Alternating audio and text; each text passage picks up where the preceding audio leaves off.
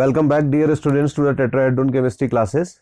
So in today's class I am going to discuss elastomers, and in the elastomers I'll discuss today the synthetic rubbers, right? And in the synthetic rubbers as well, because you know there are many types of the synthetic rubbers are there, right?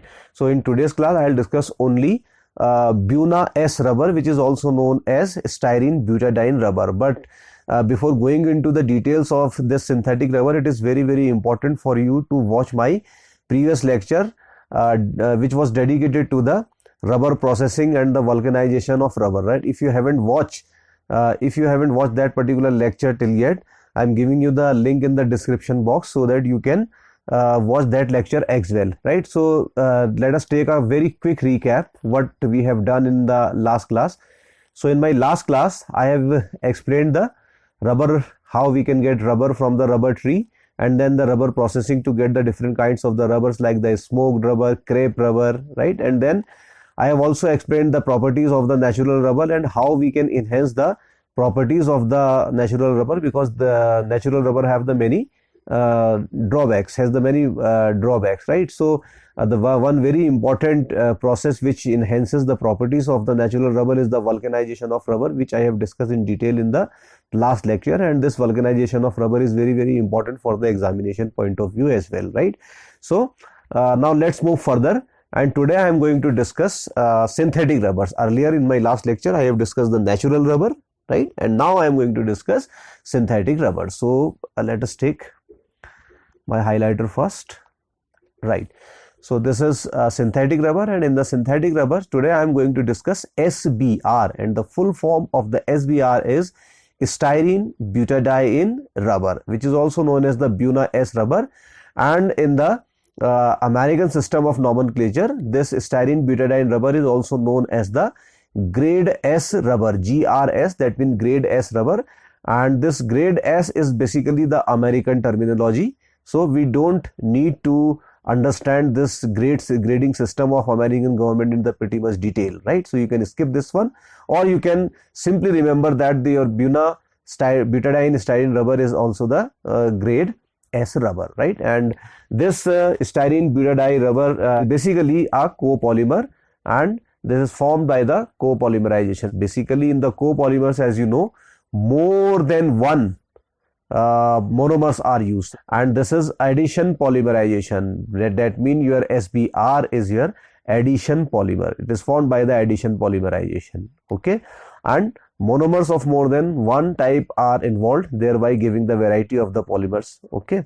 50% of butadiene is used and 50% styrene is used. And if you want to see the reaction how it is happening, so this is your butadiene, okay, and this one double bond is here and the second double bond is on the carbon number 3. So what will happen, this double bond will undergo the homolytic cleavage. One of the electron will shift on this terminal carbon and another electron will come here on the carbon number 2, or you can say the carbon number 2 and 3 to form a new bond. Similarly, this terminal double bond will also break, producing this active center on the right hand side terminal carbon, and one of the electron will shift to this carbon, and there would be a double bond between them, right? And next you can see here, so basically what we are doing while shifting these electrons, we are creating the two active sides or the two reactive sides. You know, your monomer must be bifunctional in order to form any polymer, okay?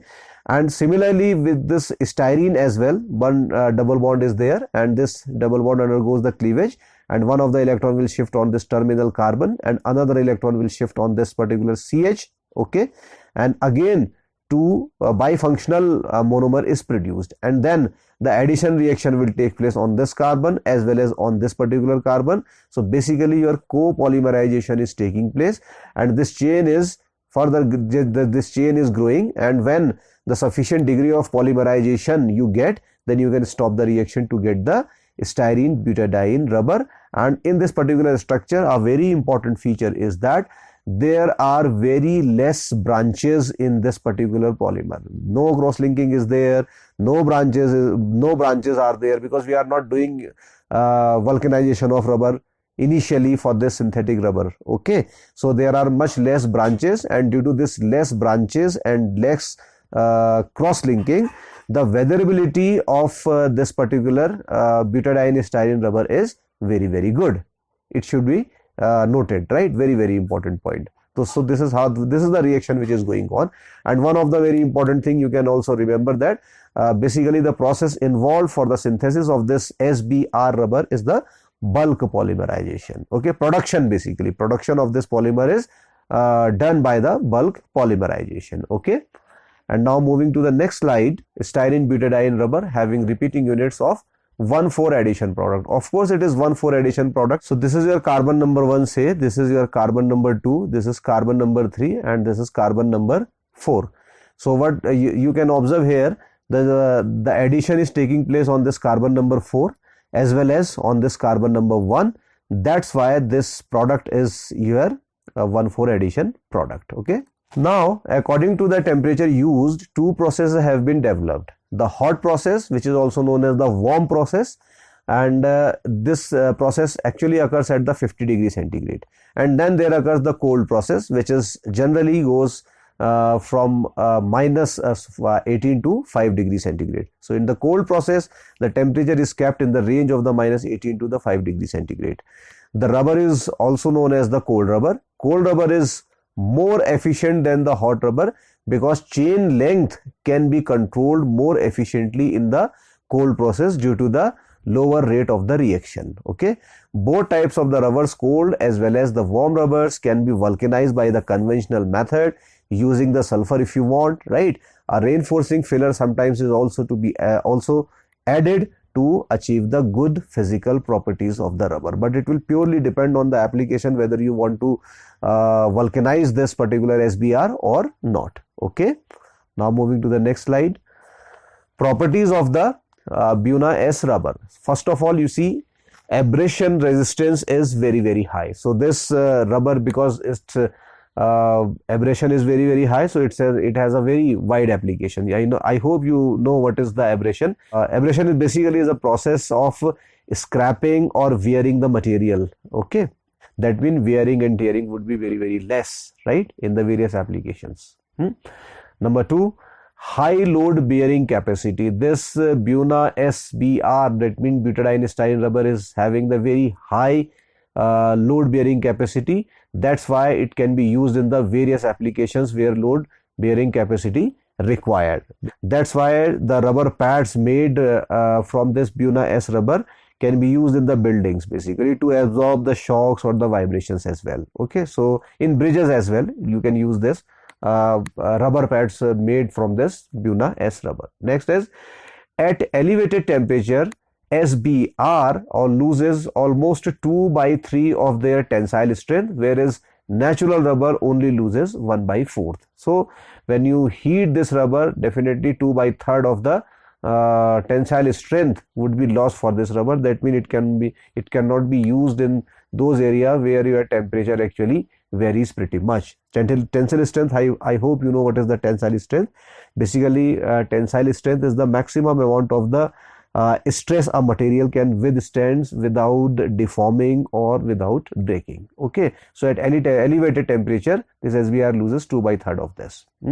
Then your property number 4, its resilience is poor than that of the natural rubber. Its resilience is quite poor, right? So what is the meaning of the resilience? Resilience means material's ability to absorb the energy when deformed elastically, and when you release that load, it comes back to the original position.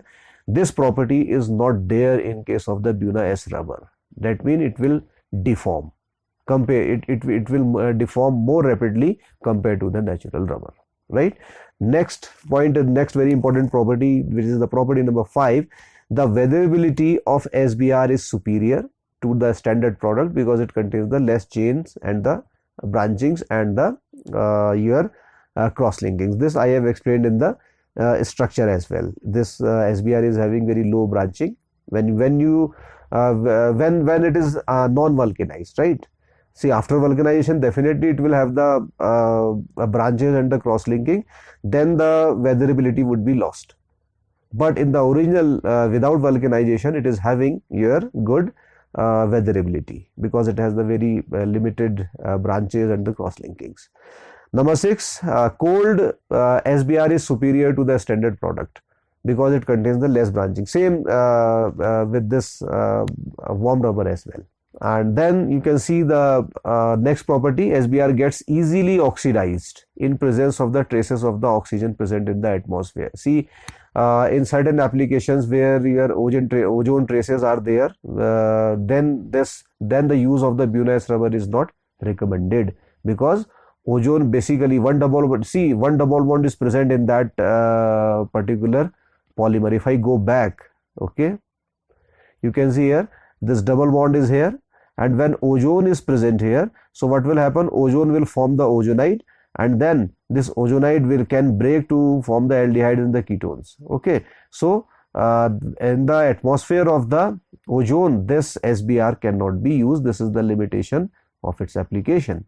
Okay, and also the property number 8, it swells in the oils and the solvents. Somewhere if you are having organic solvents and your oil is there, then again the use of Buna S rubber is not very much fruitful. It is not recommended in the places where oil is there and the organic solvents are there because it swells, it reacts. Okay, now then there comes the applications. Motor tire, it is typographical error. It is not type, it is basically tire. Motor tire or the tire in the bikes or the bicycle side, this is the important application of this one. And then the shoe soles, you can see these shoes are there. Shoe soles are also made up of this SBR. Then footwear components, various footwear components can also be made with this Buna S rubber. Insulation of the wire and the cables, right? So it is a very good insulating material as well. Then carpet backing, right? So when you have the carpet and you want to protect your carpet from the moisture and the water, then at the back of the carpet you can paste this Buna SBR rubber backing, right? This is another very important application. Then in the various system, gaskets are also, I hope you know what are the gaskets. Gaskets are also required in the various applications. Again, gaskets are made from this Buna S rubber. Then in the adhesives as well, this Buna S rubber is also used. Then the lining of the tanks, which can also be made from this Buna SBR. And then nowadays this SBR is also used in the floor tiling. So these are some of the important applications, right? And the synthesis and the reaction of this Buna S rubber. Okay, so guys, this is all about your Buna S rubber. I'll meet you in the next class with the another kind of the synthetic rubber. I hope you like the lecture. If you like the lecture, understood the lecture well, so please give thumbs up to the lecture and do share with your friends as well. And if you are new here watching video for the first time, please subscribe the tetrahedron chemistry classes. I'll meet you in the next class with the another synthetic rubber. Probably that would be Buna N rubber. Thank you very much.